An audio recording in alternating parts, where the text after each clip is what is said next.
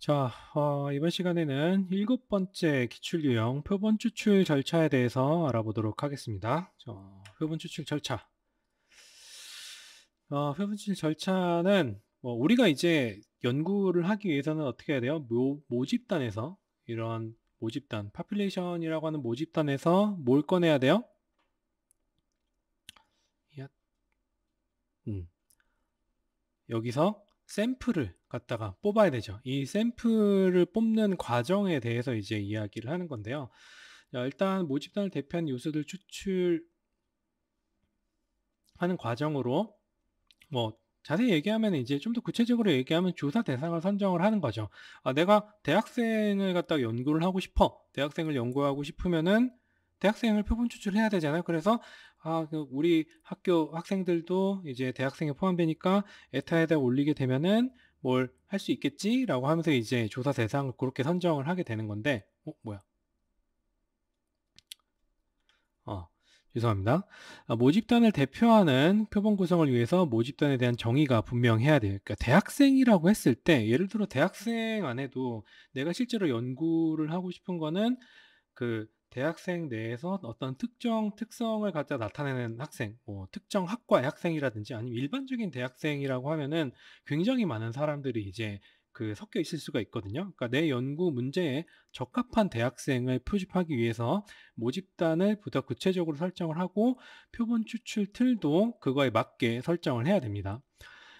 표본은 모집단 일부를 추출한 거기 때문에 모집단과 완전히 동일할 수 없어서 표본 구성 과정 동안 오차는 반드시 발생을 해요. 그러니까 요 말이 뭐냐면은 모집단이 이만큼 있어요. 자, 근데 그 중에서 나는 얼만큼만 뽑는 거예요? 요만큼만 뽑게 되는 거예요. 요만큼만 뽑게 되니까 당연히 안 뽑히게 된 이 나머지 사람들은 조사에 반영이 되지 않겠죠. 그러면은 내가 원하는 사람들이 여기 있을 수도 있고 이 안에 있을 수도 있고 아니면은 내가 추출하는 표본 안에 있을 수도 있긴 하거든요. 근데 그걸 우리가 알 수가 없기 때문에 오차가 반드시 발생을 할 수밖에 없습니다. 음. 자, 그래서 표본 추출 과정에서 오차의 최소화 여부가 연구 결과의 성공을 결정을 하는 거고, 우리가 표본 추출 틀 얘기할 때 이 표본 추출 틀이 모집단을 대표할 수 있도록 설정이 돼야 되는 거고, 그럼 표본 추출 틀을 정의를 할 때 어떻게 정의가 돼야 된다고요? 모집단의 정의와 이제 동일하게 정의가 돼야 되는 거죠. 자, 어쨌든 표본 추출 절차를 갖다가 설명을 해보면은 일단은 모집단 선정을 해야 되죠. 모집단 선정해야 되고 표본 추출 틀을 설정을 합니다. 뭐에 맞게? 내가 내 연구 주제에 맞게 표본 추출 틀을 설정을 하고 그다음에 표집 방법을 설정을 해요. 그러니까 표집 방법을 설정을 한다고 했을 때 여러 가지 표집 방법이 있거든요. 우리가 나중에 이제 다른 기출 유형에서 이제 볼 건데 그 표집 방법을 갖다가 랜덤으로 하느냐 아니면은 이런 것도 표집들이 될 수가 있어요. 에타에서 하느냐 아니면 그냥 일반적인 커뮤니티에다가 그 서베이를 뿌리느냐 이런 것도 굉장히 다를 수가 있겠죠. 자, 예를 들어서 내가 대학생을 대상으로 조사를 하는데 대학생들이 많이 가는 어떤 외부 이제 커뮤니티 사이트에다가 링크를 올린다라고 하는 거랑 내가 대학생들을 조사한다고 했을 때 에타에 그냥 다른 학교 친구들한테 이제 수업만 해가지고 여러 학교 에타에다 올리는 거랑 뭐가 훨씬 더 데이터를 좀 더 잘 모을 수 있을까요? 그냥 나이브하게 생각을 해봤을 때는 에타에 올리는 게 어떻게 보면 조금 더 정확하게 모이겠죠. 일반적인 커뮤니티에 올리게 되면은 대학생만 가는 건 아니잖아요. 그쵸?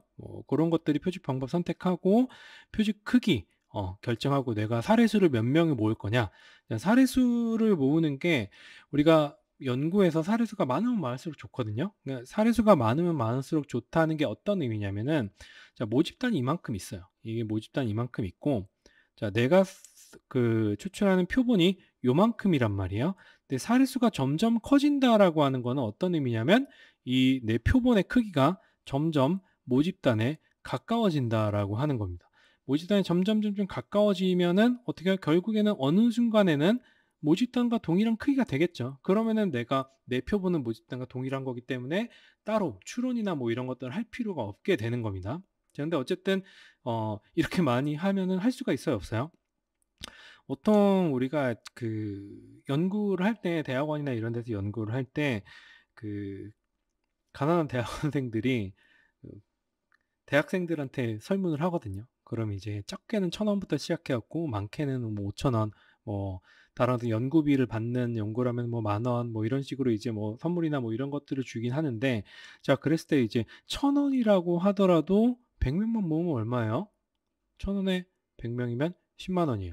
근데 이제 여러분들이 이제 학생 입장에서 1,000원 받고 설문지를 하면은 뭔가 조금 뭔가 좀 너무 싼 거 아닌가? 뭐 라는 생각을 하게 되면은 그래도 뭐 그냥 1,000원 주니까 성실하게 해 줘야지 이럴 수도 있는 거고, 2,000원이 뭐야?'라고 하면서 막 할 수도 있어요. 뭐 그렇게 되면 이제 연구 그 어떤 결과의 신뢰성이나 이런 것들이 그 뭔가 조금 잘 안 모일 수도 있기 때문에 단가를 올려요. 단가를 올리면은 뭐가 점점 비어요? 내 지갑이 점점 비게 되죠. 그래서 사례수나 뭐 이런 것들을 결정하는 것도 나의 어떤 경제적인 거랑 시간적인 거랑 이런 것도 고려해서 잘 설정을 해야 되고, 무조건 크면 크다고 좋은 건 또 아니에요. 자 마지막으로 이렇게 부분 추출을 하면 됩니다. 자 모집단 선정, 표집 틀, 그다음에 표집 방법, 표집 크기, 표본 추출 요 순서대로 우리가 이제 모집단에서 표본을 추출을 하게 됩니다. 자 문제를 풀어 볼게요. 표본 추출 과정에 대해 가장 먼저 해야 되는 거 뭐예요? 가장 먼저 해야 되는 거는 내 모집단을 정하는 거죠.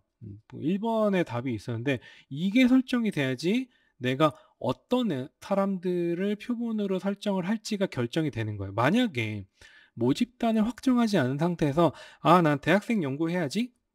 대학생 연구해야지라고 하면 이미 모집단이 대학생이니까 뭘로 할까?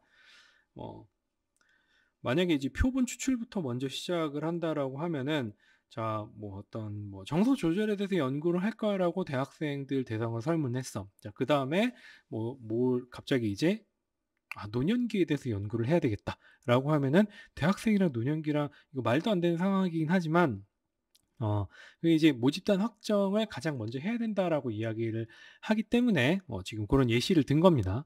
자 아무튼 그렇게 해서 이제 모집단을 확정을 하는 게 가장 첫 번째 해야 되는 거고, 표본 크기 같은 경우에는 이미 표본 추출 방법이나 이런 것들을 결정된 다음에 해야 되는 거죠. 그래서 순서를 정하면 일단 정답인 1 번이 첫 번째가 되는 거고, 그다음 표지 프레임을 설정을 해야 되겠죠. 표본 추출 틀을 결정하는 거. 그다음에 표본 추출 방법을 설정을 하고, 마지막에 이제 표본 크기를 결정을 하는 순서로 진행이 됩니다. 자, 다음 문제 보도록 할게요. 일반적으로 표본 추출 과정에서 가장 마지막에 이루어지는 것은, 표본을 추출하는 게 가장 마지막에 이루어지는 거죠. 근데 표본을 추출하는 게 있어요, 없어요? 없어요. 표본 추출이 없으니까, 자 일단은 모집단 확정하는 게 첫 번째고, 그다음에 표본 프레임 결정하는 게 두 번째고, 그다음에 표본 추출 방법이 세 번째고, 표본 크기 결정이 네 번째. 4번이 정답이고, 표본 크기 결정되면은 그다음에 표본 추출을 하게 되는 거죠. 자, 이렇게 해서 여기까지 표본 추출 과정에 대해서 알아봤고, 다음 그 기출 이용해서 보도록 하겠습니다. 수고하셨습니다.